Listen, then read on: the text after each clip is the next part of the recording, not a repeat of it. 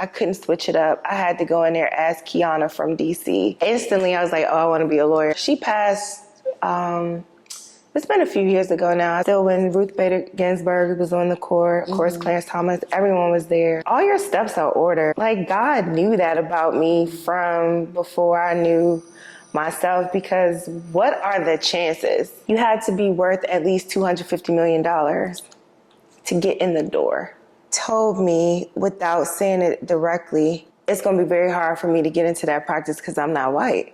Oh my God. Never hesitate to call, 'cause I'm your sister and always for you. And don't know what I'd ever do without you from the beginning to the end. You've always been here right beside me, so I'll call you my best friend. Hey y'all, welcome back to our channel. Today I have a special guest, Kiana Carter. Woo! So Kiana is actually my coworker, and she is a tax attorney, but a lot of stuff. Tax attorney, wills, trust, and estate. She does it all. So why don't you introduce yourself, and then we can get into all the things. I am Kiana, and I am a tax attorney, but I specialize in high net worth estate planning, which means I use the tax code to help people build and protect intergenerational wealth. I love that, summary. Before we get into all that, how'd you end up in law school? What attracted you to being a lawyer? And then more specifically, how did you end up in tax? Did you go to law school for that, or is it something you kind of fell into? I had a big cousin, Dee Dee, and Dee Dee was so pretty, and specifically she had a lot of hair, a long ponytail, and I always wanted a long ponytail, like Dee Dee. So whatever she said she wanted to be when she grew up, that's what I wanted to be. Mm-hmm. So for a long time, I wanted to be a pediatrician because that's what she said, but I was always a good writer, even very young, second grade. My teachers recognized that I had a gift for writing, and so they would encourage me. So, for example, every week we would have spelling words, spelling tests. One of the homework assignments was that you had to use your new words in a sentence, but I used to make mine into a story. Oh, that's so cool. And so because of that, every Friday, my teacher would let me stand in front of the class and read my story with my spelling words. All throughout my childhood, I always had teachers at every grade encourage me, whether it was writing poems, essays. So in sixth grade, I had a teacher, Mrs. Jackson. She was real into having us compete, doing writing competitions. And so there was I'm a DC native. I forgot to mention that. Oh, yeah. I should have said that in your intro. I should have said that. This is a DC girl. Yes. DC Public Schools had a competition called A Special City Needs Special People. And Ms. Jackson, as a writing exercise, made my whole sixth grade class submit essays to it. The prize was a reception at the U.S. Supreme Court. That's a hell of a prize. Okay. Oh my God. I found out that there were two winners from my class, me and Lakeisha Harvey. Okay. Hey, Lakeisha. Hey, girl, hey. So not only was the reception at the U.S. Supreme Court, but it was in the chambers hosted by Justice Thurgood Marshall. 2 weeks or so before the ceremony, he died. Oh. And so my teacher, Mrs. Jackson, was so upset about that, specifically that we didn't understand the importance of his death, that she rolled out that TV on the cart. Of course. That was the best days in school. It's the cart is out. Yes, we about to watch some TV. So we watched all 57 tapes of the Eyes on the Prize series, and learned about the civil rights movement. And it was the first time I had ever read the Brown versus the Board of Education decision. She printed it out and we took turns reading it. In sixth grade? And at the end of that week, she made us write letters to his widow, Mrs. Marshall, expressing our sorrow for her loss, the loss of the Black community, and expressing how much we had learned. So fast forward, Justice Souter decided to stand in Justice Marshall's stead and host the ceremony in his chambers. I went on down to the Supreme Court and he announced a special guest. So it was Mrs. Marshall, and she decided to deliver the speech that Justice Marshall gave every year for all the winners citywide. But she prefaced it with a letter she had received in the mail. So as she started reading the letter, I'm like, oh my God, that's my letter. So after the ceremony, I walked up to her with my big glasses and I was like, hi, Mrs. Marshall, like that was my letter. And she said, oh my gosh. Well, she takes me to the side and she says, my husband fought so hard for so long just so that a little girl like you could wear a robe like his. Instantly, I was like, oh, I want to be a lawyer. It felt like she was telling me I could be a movie star, right? Because we were living in like low-income apartments. You know, I didn't know any lawyers. So many of my neighbors grew up to be defendants. And so for her to tell me I could be a Supreme Court justice, the only reason why I believed her is because I'm like, oh, she knows one. So she knows one and she picked your letter. Correct. So I'm like, oh, so she knows that I can make it. And so I've always wanted to be a lawyer ever since. Yeah. Oh, that's so beautiful. And I had the opportunity to thank her. Oh, let me get my prop. Oh, let me see. So I knew you were going to ask me. So this is our picture. You can zoom in when you get a chance. Of course. Of me meeting Mrs. Marshall. And as y'all can see, I grew into my glasses, period. Years later, like 20 plus years, I was in-house counsel at Howard University. The president of Howard has a huge party at his house. And he was giving shout outs. And at the end, he said, and last but not least, Cecilia Marshall. And I was like, oh, Mrs. Marshall is in the building. And every job as a lawyer I have this picture on my desk. So I knew what she looked like. It's on her desk at our job right now, too. Yes, just to remind me where I came from. I give her this big hug. And she old school, so she just hugged me back. And I'm like, oh my gosh, Mrs. Marshall, it's so good to see you. You probably don't recognize me because you haven't seen me since 6th grade. And then I tell her the story and she's like, well, let's take another picture. So we did, and I'm just, think nothing of it. March, I'm sitting at my desk at Howard, click-clacking on my keys. And my office phone rings. It's her. DC still has this same essay contest, and they still invited her every year. And this year, she wanted me to be her guest to show the other 6th graders what you can become if you work hard. Stop. That's and so beautiful. So she invited me, my mom, my husband came to the Supreme Court. This time it was Justice Sotomayor, had it in her chambers, and she just gave like this awesome tribute to my mom, who's a single mom, for supporting me. And she became like my little godmother. Whenever she would come up to Howard, she would come to my office, sit with me. When I invited her to my wedding, she was like, I don't make public events, but then she like snatched her earrings off and was like, here's something old for something old, borrowed new. I almost wore them today, but I'm like, that's too much. But no, that would have been, perfect. Like, here we go. So I took them out today and looked at them. She passed, it's been a few years ago now. She asked me to make her a promise. She said, I want you to be admitted to the Supreme Court bar. So I was like, okay, because what else am I going to say? But I had no idea what that meant. And so almost a full year goes by, and my alma mater, Georgetown, and I'll talk about my education later, but they happened to send a random email of alum saying that they had 50 slots to sponsor students to be admitted to the Supreme Court bar. And if you were interested, it was a first come, first serve. We will provide one sponsor, but you have to get another. And when I read the requirements, it required somebody who was already a member of the bar, the Supreme Court bar, and I didn't know anybody. I hate when that's a requirement. I know. I feel like it's so exclusionary. I'm like, who do I know? Now I'm in-house counsel at Howard, right? So outside lawyers and firms are always trying to take us to lunch, get our business. And so this random white guy, a partner at a firm, invited me to lunch a week before the application was due. And he asked me why I wanted to be a lawyer. So I tell him this story. He thought I was telling him this story because of this one specific fact. And I'm like, what? He was like, I work with Thurgood Marshall Jr. I said, no. He said, yes, he's a partner at my firm. What? And not only that, his office is directly next to mine.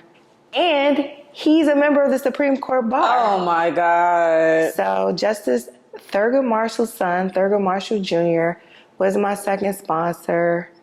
And So you're plugged in. plugged in. You're a Marshall. But you know what I felt like? That's amazing. And so when I was admitted, it was still when Ruth Bader Ginsburg was on the court. Of course, Clarence Thomas, everyone was there.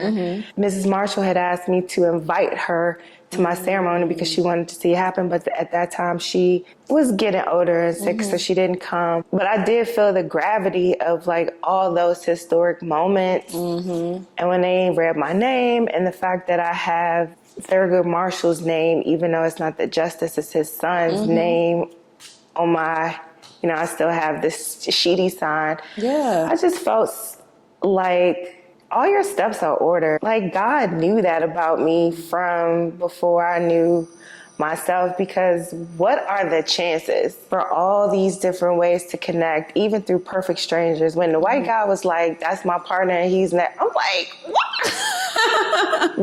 This doesn't even sound real. Yeah. But that's why I was eager to have this conversation with you, because at least once a year I'll go to, no matter what city I'm in, the lowest ranked elementary school, middle school, and I tell them about being a lawyer outside of litigation, because that's what we see is criminal law. I And there's so know. many other ways. And it makes to me so practice sad law. when I tell people I'm a lawyer and they're just like, how's it like to go to court? And I'm like, yo, there's so many other ways to Right. practice. Exactly. It's like, that's all you've been exposed to. I understand. Correct. And so I But it's always sad, make them negotiate a contract for Beyonce. And I never leave the classroom without identifying the next Supreme Court justice, because she did that for me.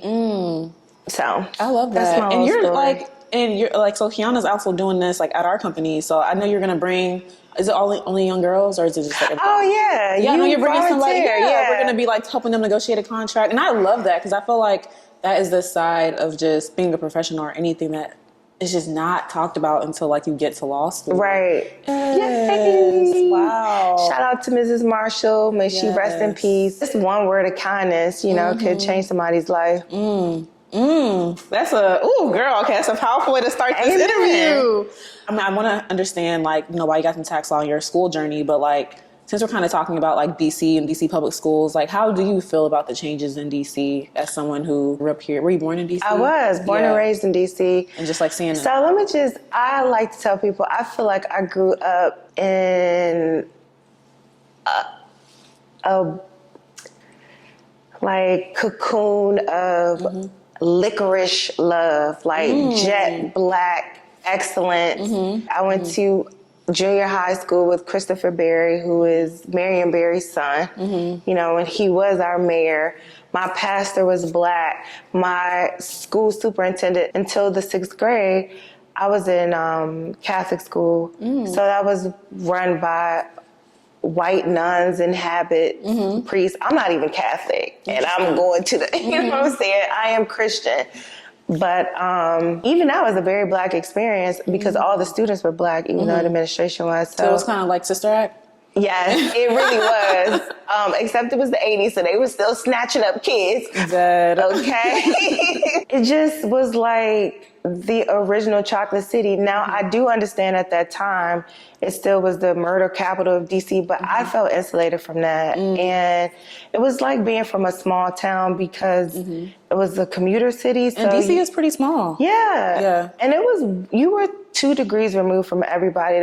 There's not one president I haven't met except Trump. And I'm fine with that. Yeah. But you know, like, it was just a beautiful way to grow up. It was nothing I thought I couldn't be. When I took classical ballet, it was from at the art school at Duke Ellington, and my ballet teacher danced with Alvin Ailey, you know, so Yeah. it was just excellence on excellence on excellence. Yeah. And also regular. The first black girl I ever met who had a perfect score in the SAT was in my homeroom in high school. So that's the DC I love and miss. When I came back from college, I went to the University of Virginia. Now, let me just give you the landscape of my life. My high school was located directly across the street from Howard University. It was a magnet high school, so we didn't have a football team. So it was very academics focused. So socially, we did a lot on Howard's campus. That's still not the HBCU experience, but I wanted something different. I had never been in a classroom where, I mean, maybe 1 or 2 white students, less than 5 total in my whole kindergarten through 12th, right? So I went to the University of Virginia. It was like 20,000 people at that time, and 2,000 of them were Black, which I had never been around 2,000 Black people my age, so that felt different. Really? Yeah. Oh, so my high school was only 435 kids total. I see. So it was really So it was small. And my graduating class was like 95 people, which we were disappointed because we wanted to literally be the class of 99. We didn't have no students. So it's an interesting experience because I do understand that sometimes there's this debate around Black students who choose HBCUs and those who don't. And it's been my experience that the students who do choose HBCUs feel Blacker or more official or something than the students who don't. I have a different perspective of that because I was surprised when I was Howard University's lawyer, how many freshmen, Black students I had met who never had a Black neighbor in their lives, who had never had a Black teacher or Black doctor. But you want to feel Blacker than me in 4 years when you graduate from Howard because it's an HBCU and UVA is not? Shout out to Howard. It's the best job I've ever had. I wanted to go to Spelman. I was admitted. That's where my best friend went. I've never met a woman who graduated from Spelman that I did not admire. I couldn't afford it. My mom was like, if you want to be a lawyer, it just doesn't make sense to be in debt for $100,000 for undergrad when you're going to have to pay for law school. And that's the best decision I could have made. So at the very last minute, I chose UVA. It just was not, I had to go somewhere. You know what I'm saying? So I'm like, okay, I'll go there. But ultimately, again, I think that's where I was supposed to be. My family is fortunate to know our family history, which ties into why I like wills, trusts, and estates too. My family, we know our history from like the 5 generations from being in America. Oh, okay. That's rare. Yeah. So my great-great-grandfather and his brother, when they were emancipated from slavery, they walked from their plantation in Louisiana to a little town called Freeman, Virginia, which is for freedmen, it was, right? And in 1866, they purchased a little over 1,000 acres of land, most of which my family still owns. Wow, I watched a whole documentary about this at the DC Independent Film Festival. Oh, interesting. Yeah. Wow. Okay. Yeah. I didn't know. I knew somebody that like had ownership there. Okay. That's cool.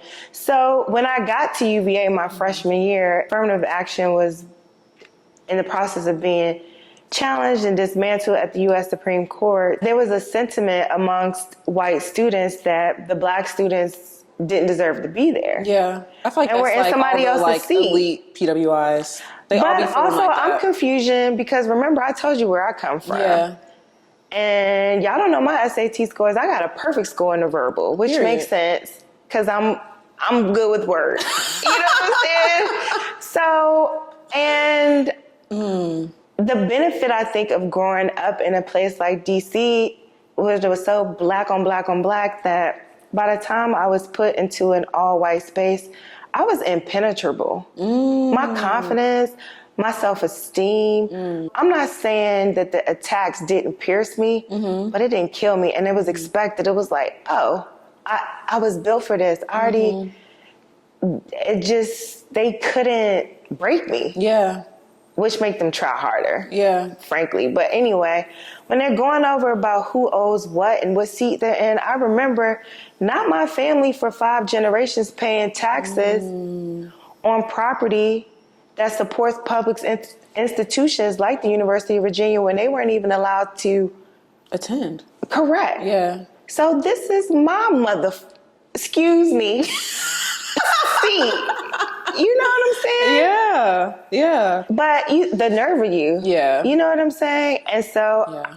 I ended up realizing this when I graduated because my great auntie Liza came to my graduation, and she knew her great grandfather who had been enslaved. You see what I'm saying? So when people talk about how remote slavery is, I love somebody who loved somebody who was enslaved.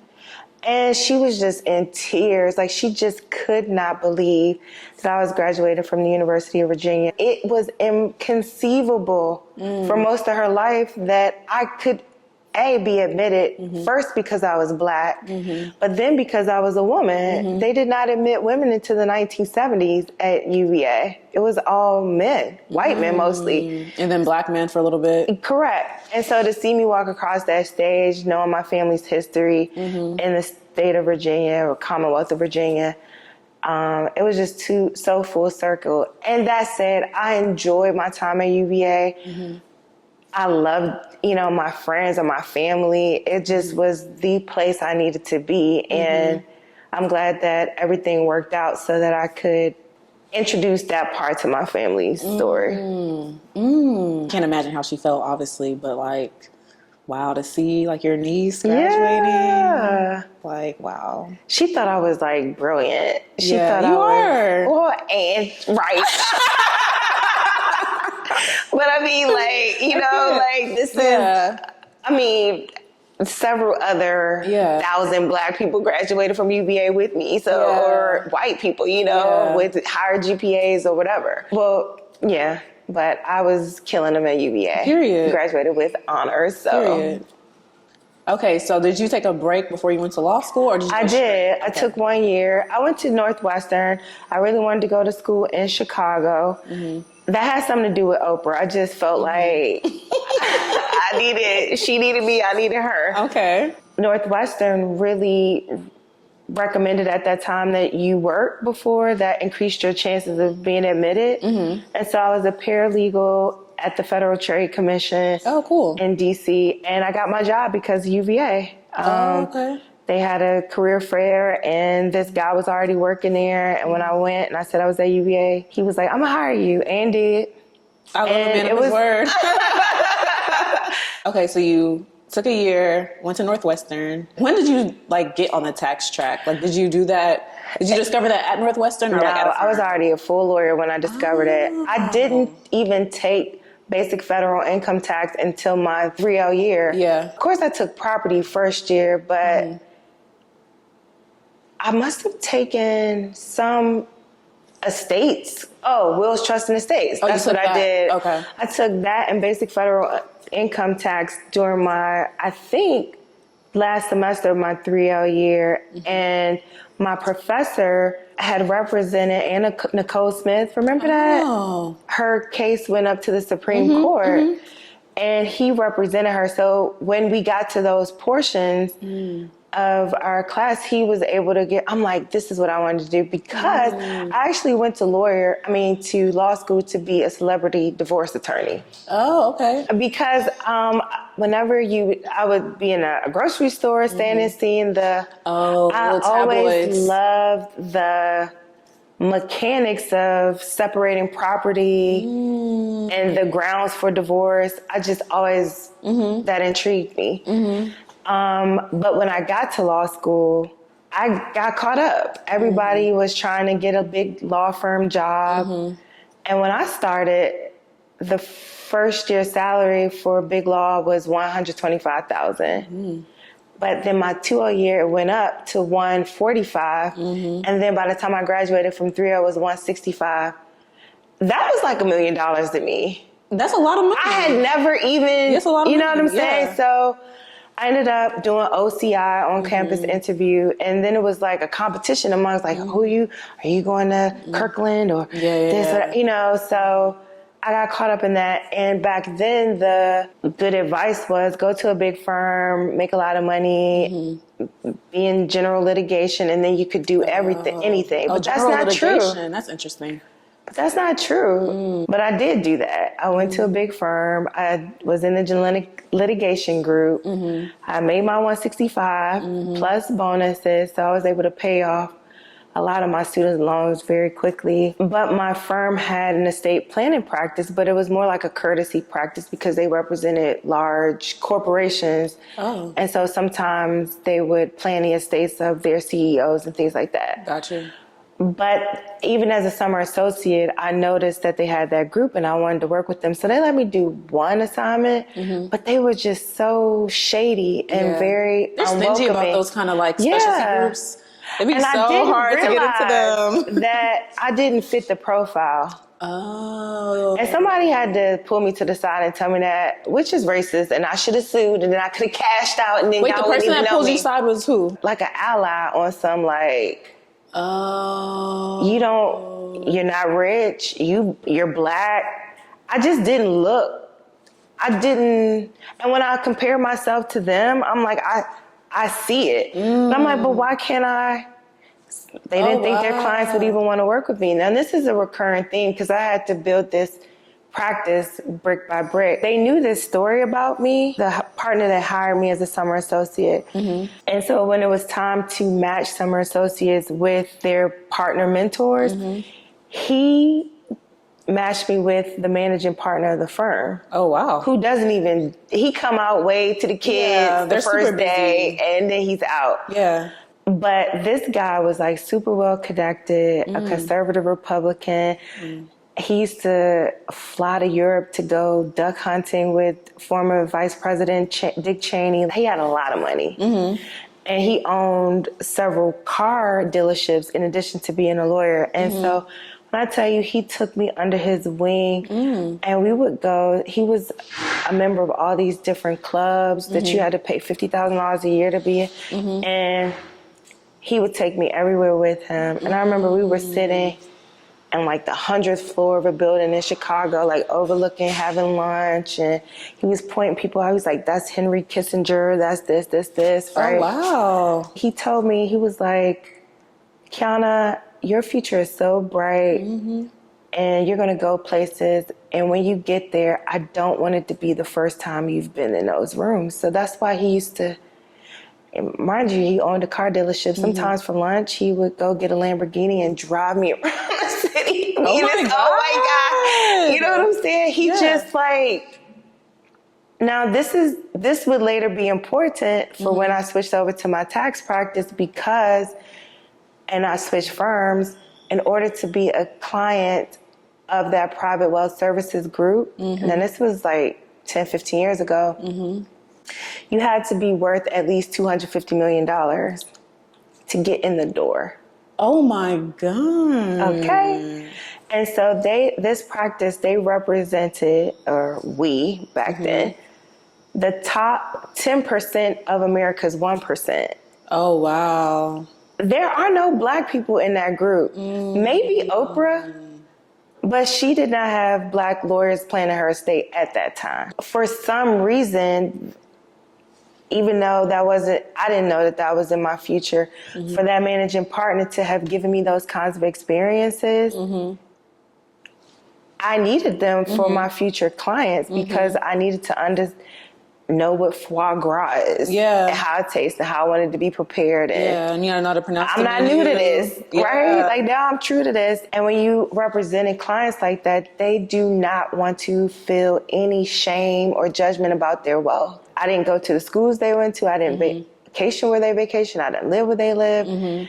I'm black. I'm young. My name is Kiana. So like I'm black. Yeah. But when I tell you they loved working with me because I realized I couldn't switch it up. I had to go in there as Kiana from DC. I couldn't code switch. At that level, it's like pheromones. And they can't tell what it is you're lying about, but you're dealing with their money and their private family secrets. Trusts that have been in their families since the 1920s. People who are in their like fifth or sixth consecutive generation of unbelievable wealth, right? So if I'm faking like, hi, I can't even make up the voice, you know what I'm saying? They're going to think I'm lying about my credentials or about the advice that I'm giving them. And also I noticed it's so rare for them to encounter somebody like me that I had the opportunity to challenge as appropriate some of their politics, ways of doing, or just engage them in conversations that they would never let a Black person have with them. And I'm the only Black person on their property, the estate, who's not serving, and not even Black, of color. Yeah. Who's not hanging up coats and not serving wine and cheese. I'm in the main room because I need to be in there if we're going to have this conversation. I'm the one with the information that you need. So Yeah, you're the one with the expertise. yeah. So it's been an interesting ride to come from all that there. Yeah. But I got to give a shout out to Tyrone Fainer, who was the managing partner of my first firm. Okay, hey Tyrone. Hey, I'm like, you That's know, so he interesting. cool, a white Tyrone? guy named Tyrone. I've never met a white person named Tyrone. But he went by Ty. When we went to lunch one time, he was like, you know, people only know him how he is. And I think that's why he took me under his wing, because we grew up in very similar circumstances, you know, and he sort of made it so big that he just recognized real, Yeah. whether you white or Black. So Yeah. I just think it's just so That's endlessly funny that Yeah. a white guy named Tyrone Yeah. put me on. You need, especially in that high net worth estate arena, it's more than a sponsor. Like the white male partner, his name is Dennis Belcher.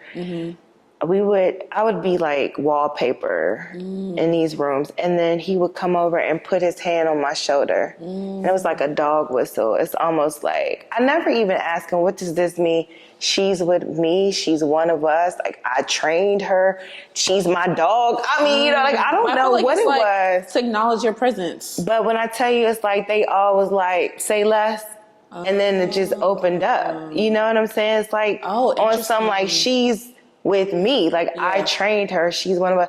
Like, you know, I guess that's how I've interpreted it. I say that to say that the people who really put me in positions have been white men or Jewish men. Like, Coming why that from is? DC, I'd expect it for it to be Black women, lawyers and partners who would. Just sometimes they don't have the power, though. And I noticed, I learned that. Yeah, I learned I that, think they especially try. at these big firms. Yeah. We have so much, as a associate, have so much expectation. I know. That they just can't meet They that can't need. meet And it. they up there scratching and surviving. Yeah. I've met a couple that have been like amazing. And I've noticed others, I'm like, oh, within the partner ranks, like they kind of have you at the bottom. Yes. Like you're still and then they got you doing all these committees that are not billable or just and draining not set up your to time. really like, yeah. And I feel like as an associate, you're just like, you're a partner. Like, Yeah. powerful. And then you realize like, oh, y'all don't, not all men are created equal. Like, Right, exactly. Yeah. That's interesting though. Okay. So I want to talk about like will trust in the states. Cause I feel like you just explaining your whole generation and the 5 generations. I can understand so much more now why like you were drawn to a practice that involves you in like another family's like generational wealth and stuff like that.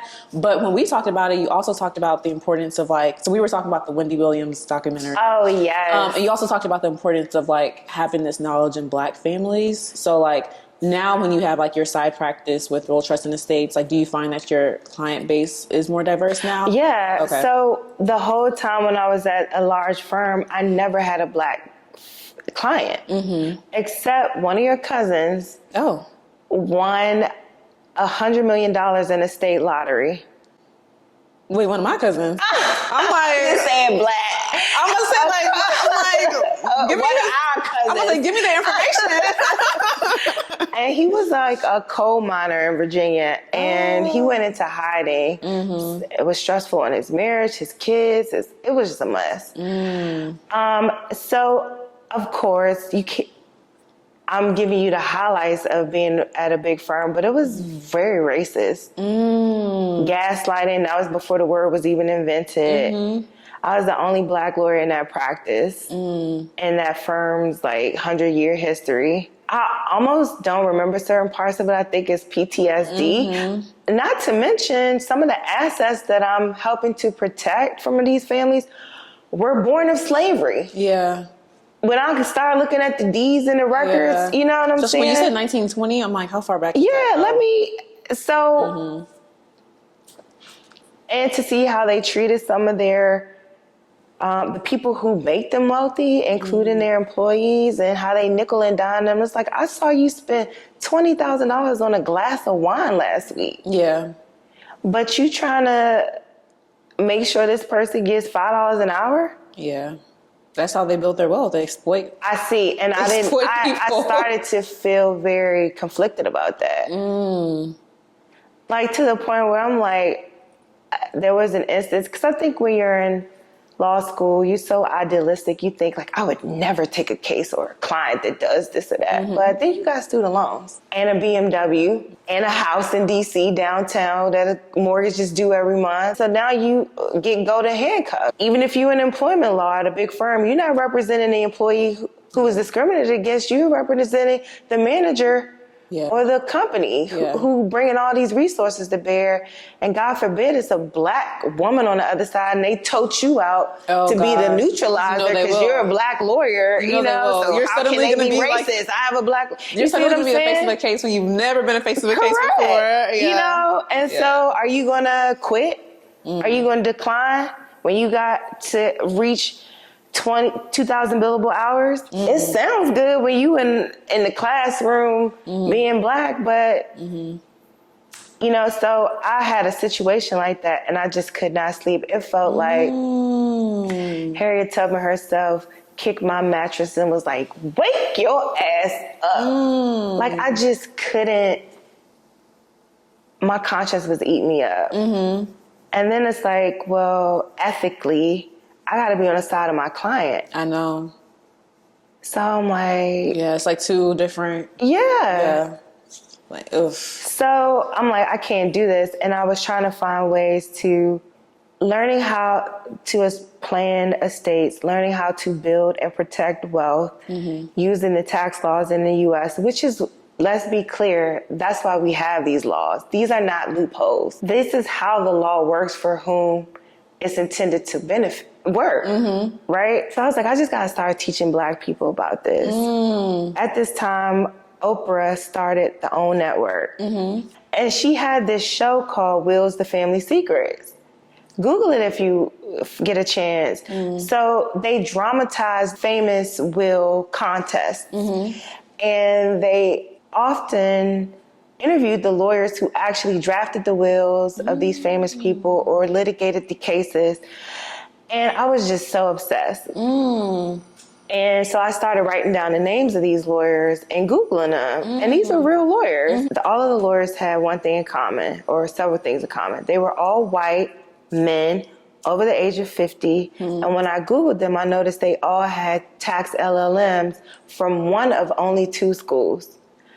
NYU or Georgetown. So I was already employed at a big firm. So I sent my resume to these people with a cover letter. I sent the resume only to show them I'm already employed. I'm not looking for a job. I'm looking for advice. Like, I want to switch practice groups. I want to do this. Because you're still in general litigation at this point. Correct. And I was applying to jobs, but I wasn't getting it. Two of them responded. They reached out, and one of the guys was telling me that, so I'm like, well, is a tax LLM necessary? So that's a lot of money. And I already spent a lot of money to become a lawyer. Like, why can't I know how to read, just train me. You know what I'm saying? And I was like a 4th or 5th year associate at this point.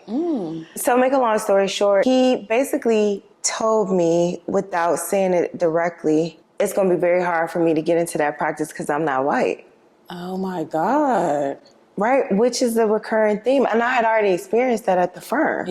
So he said, there are only, 20 families who fall into this category. They already have lawyers and they don't look like you. So it's going to be very hard for them to choose you as their lawyer. But if you want to stay in that arena, you can't just survive off those 20 families. You should also add tax exempt organizations to your practice. And he said, my largest client is the Red Cross because it's a nonprofit organization. And when people hear that, they think, oh, it's free, it's charity, they don't have money, but they have a $1 billion endowment. And they have a lot of legal needs. So that opened my mind like, oh, so he said, if you do have an estate planning practice, you should broaden it also because a lot of wealthy people have charities. They fund universities, hospitals. So you need a lawyer to negotiate those gifts. So his thing was, well, they might not hire you to handle their portion of it, but a university might hire you to receive the gift. which is what I do at our job, right? When someone names our corporation as the beneficiary of an estate or a trust, I make sure we get what the donor intended, which sometimes includes litigation. And I love that it's we're starting to use tax exempt, because I feel like when we call it nonprofit, that's when people start getting confused. Yeah. I'm like, they have a lot of money. I'm sorry. They do. They pay people high salaries. They have a lot of money. They're tax exempt because of the mission. In the grand scheme of things, like, I feel like you hear like nonprofit, at least for me, I used to hear nonprofit and think like, oh man, people are like struggling in there, fighting the good fight. And it's like corporation. Yeah. So I feel like, I love that you said that, because I feel like that's something that people like might not really think of. So he encouraged me to get a tax LLM. I applied to both NYU and Georgetown, got accepted to both. I felt like NYU was slightly the better choice, but I owned a house in DC, so it was cheaper for me to go to Georgetown. And I met with a dean. I'm not going to call him out. Now, mind you, I graduated law school in 2007. This was the recession when they were laying associates off 250 at a time. Oof.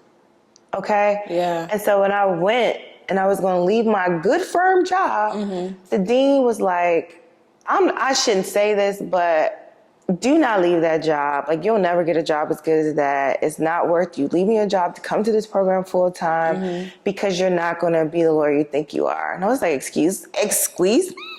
Oh my God. He was like, he was like, no offense, but this is verbatim. He said, Jewish people hire Jewish lawyers. White people hire white and Jewish lawyers.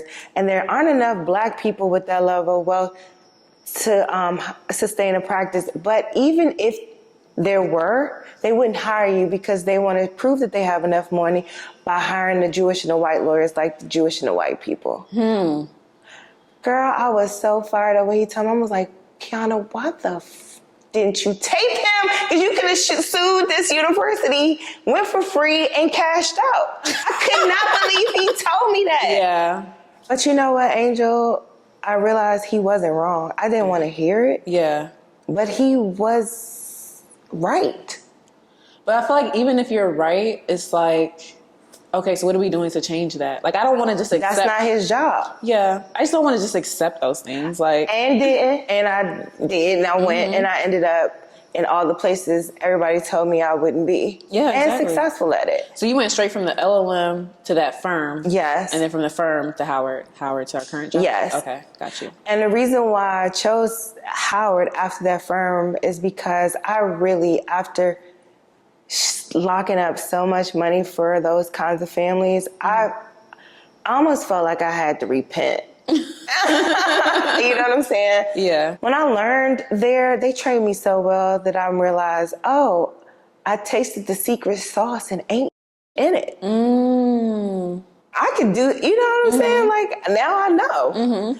Which is why they gatekeep, because they don't want you to know. So the first thing I did when I left that firm was I taught a free 8-week course at a mega black church on all the stuff. Now, mind you, clients were paying like $800 an hour for this information. I'm doing it for free at a mega church of thousands of members. How many people were in my class? How many? 7, including my mother and my then fiance, because they didn't want me talking to a blank wall. Oh, wow. Yeah, then I started to realize what the guy was saying. Y'all don't even see the value of it. We don't see and we have to also. And you're not paying for it. They're not paying for it. We also have to recognize, like, we're not white people with black skin. I feel like I've seen somebody make that quote. Where it's like, we have a different culture.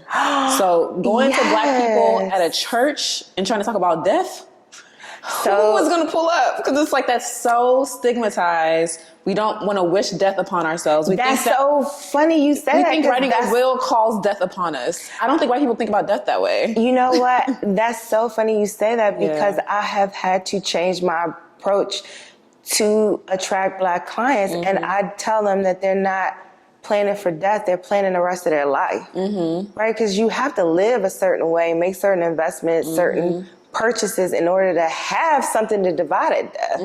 So I've had to change my language about that. And I feel like that's when we had this whole conversation in our job. When you really got me, when you were like, you have to plan for life. Like, we were talking about Wendy Williams, and we were talking about how, like, you can become incapacitated. So, like, even if you're not dead, anything can happen, and you can become in a situation where, like, I can't make my own decisions while I'm alive. And that's when I was like, I need to start taking this stuff more seriously. Yes. And when I was watching that documentary with Wendy Williams, I'm like, this was 100% preventable. With a stroke of a pen and a proper document. I use that as the opportunity to educate Black people, because they were dragging her and the people. And I'm like, well, while we talking about her with her money, do you have those documents in place? Yeah. Silence. Yeah. You don't. Yeah. So while I was at Howard, I ended up teaching wills, trusts, and estates at the law school, which was like the highlight of my life. I taught it for 2 semesters, and it was like super popular. At 8 a.m., all 3Ls, their last semester. That never happened. Yeah. But I had a real approach. Every single one of these principles I'm teaching you is a money move. And before they graduated, I took 3 paths: going to government, going to a big firm, striking out on your own, and planned out 10 years out how each of them can be an independently wealthy millionaire. Like, not gatekeeping. Here is the formula. Yeah. Some people listen. You know, I don't know. Then life they have gets caught up. information. Yeah, I gotta pay the bills, right? So now I work at tax exempt organizations that are mission driven, so that I can feel good about the work that I'm doing. I believe in the mission that our job has. It's the healthiest work environment I've ever been in. It's not perfect, but the people are so smart, conscientious, well-read, just worldly balanced. It just makes me a better person overall. And I enjoy helping them accomplish their mission through protecting their tax exempt status. And then you still do like I have a little side hustle. I don't advertise, but it's kind of like word of mouth. Okay. And more like a family, friends and family practice. Okay, got you. It's starting to grow a little bit, but I do wills, trusts, and estates, and some probate, which I really like. I had to go to court last week, and I loved it. I'm like, why don't I work here again? Yeah. But I just almost exclusively Black clients now, which is a whole different level of wealth. Because when I was representing the wealthy white families, I mean, they have so much money that it's like doing calculus, you know? And with Black families, we're building that kind of wealth.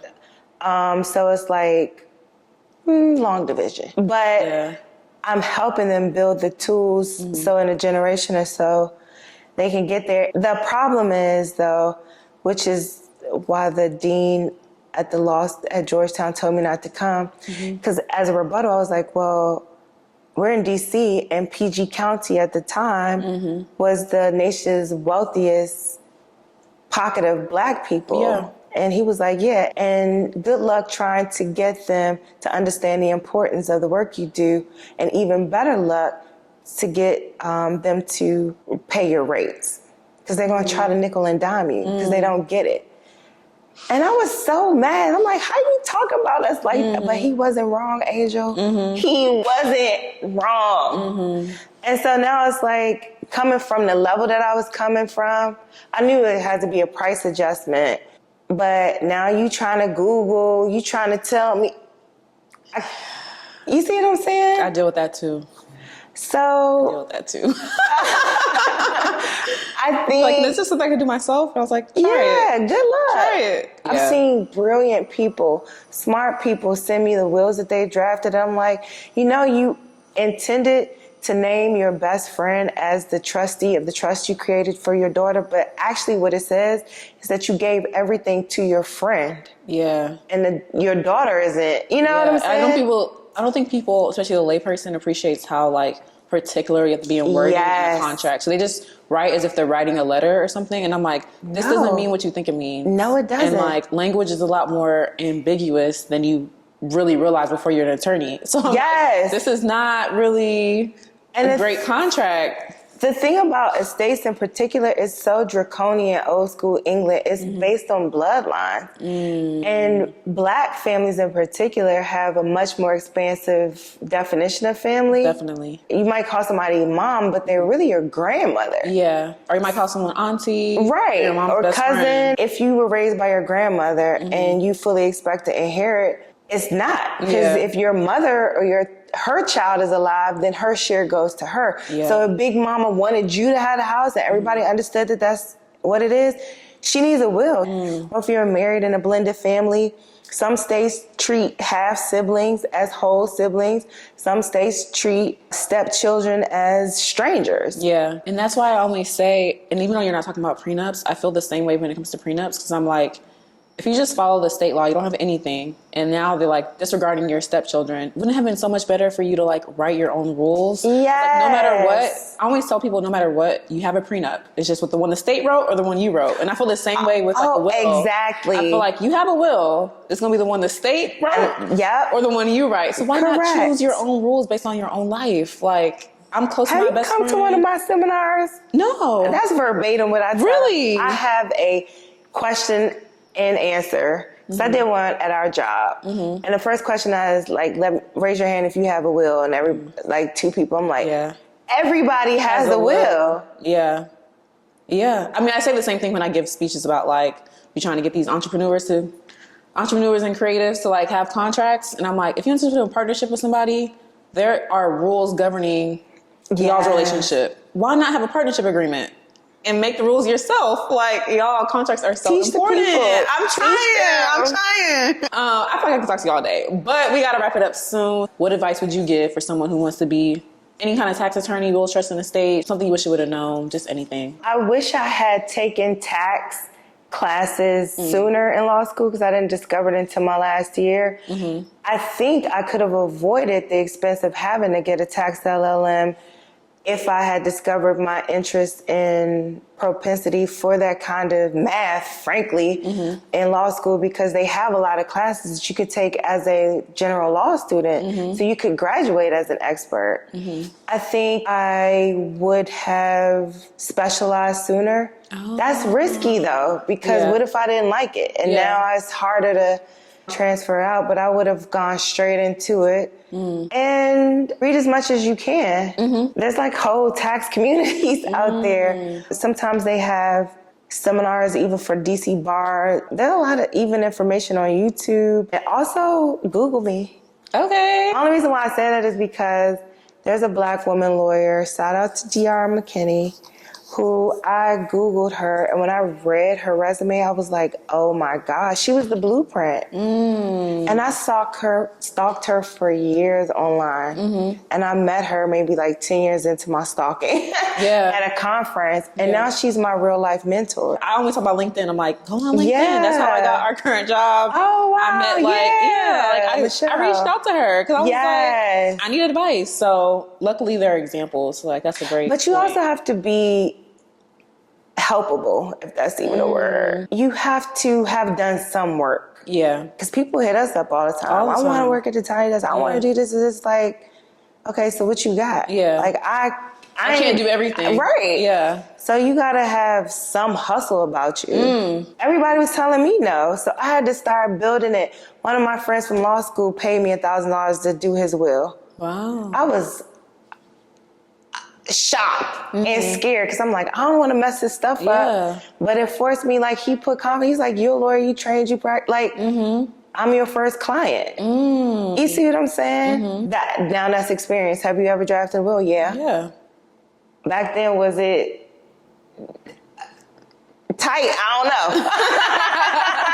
But that's something. But I had experience. Yeah, you know what I'm saying? I guess the best advice I would have: invest in yourself. Every dollar you get, some portion of that should be set aside where you're invested in your skills and just being able to pay to be in the room.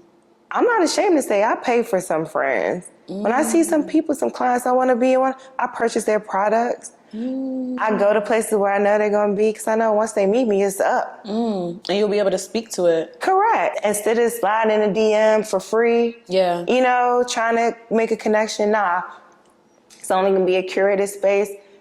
everybody in there has been vetted. We in the building. I love that. I feel like we have such similar mindsets because when I was trying to get into media entertainment, I felt like